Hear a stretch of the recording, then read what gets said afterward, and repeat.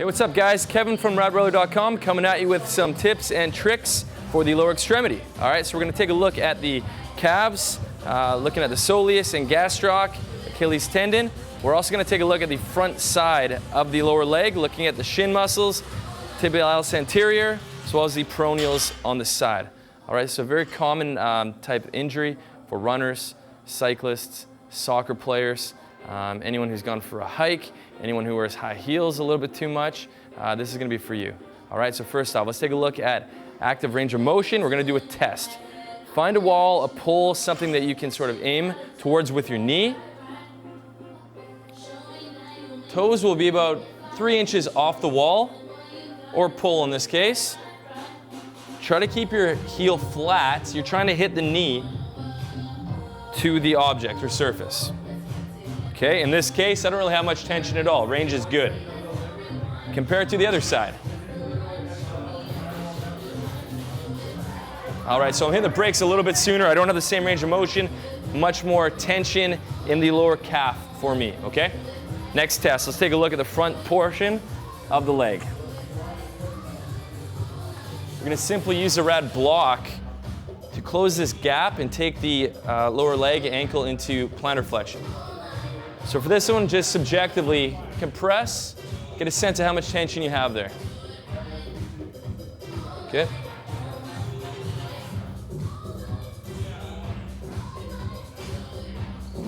And again, for me, I have much more tension through the retinaculum, through the tibia anterior. I can just tell I'm not getting quite as far. More pressure, more tension. All right, so let's start by releasing the back side. We're gonna take the RAD roller, the most firm version, the black one. Now we're gonna prop the RAD roller on top of the block. You're gonna compress by lifting that free leg on top. Now we're gonna keep that contact. We're gonna lengthen by pointing the left toes downward and pull upward. Woo, that is tender. Then we can also induce a bit of rotation, side to side. So it's not so much about rolling up and down like pizza dough. We want to get those different layers of structures gliding relative to one another, okay? So that's the first technique I can do. I would do the whole length, all the way from the ankle up to the knee. Another one I'm going to show you is to release the Tibialis Posterior, a muscle deep in the shin behind the tibia. So I want you to use one side of the ball as a handle, the other one's going to go smack dab middle of the calf. Now you're going to lean back and compress. So this is a really tough release to execute without this maneuver, all right? So this is one to remember, put in the toolbox, try it out.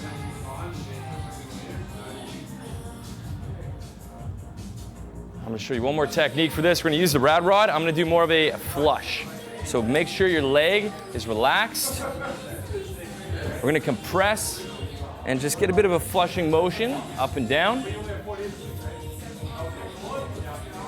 So be sure to change your angles, get the outer portion of the leg right down Main Street, as well as the inner portion. Wherever you feel more tension, that's where we're going to spend more time.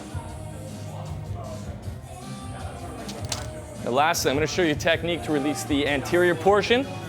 To get into the tibialis anterior, let's take the RAD Round. Let's find that soft, meaty portion of the shin, and we're just going to simply compress. Now again, this is more of a point release technique. This is not that same flushing motion we just did. I'm going to try to induce motion with that free foot, up and down. Not very tender there. Relocate. There it is. Dorsiflexion up, plantar flexion down. We can try a little bit of inversion, eversion. Moving at the ankle. Start at the top, work your way downwards. Let's finish by recessing. All right. So once again, let's go against the wall. Let's try the right side. Have we seen change with the left? Absolutely, now we're touching, okay? And we can reassess plantar flexion as well. So kneeling. Let's close that gap.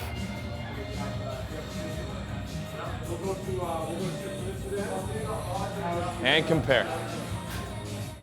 For more information, visit radroller.com. For more video tutorials, check out our YouTube page at youtube.com/radroller.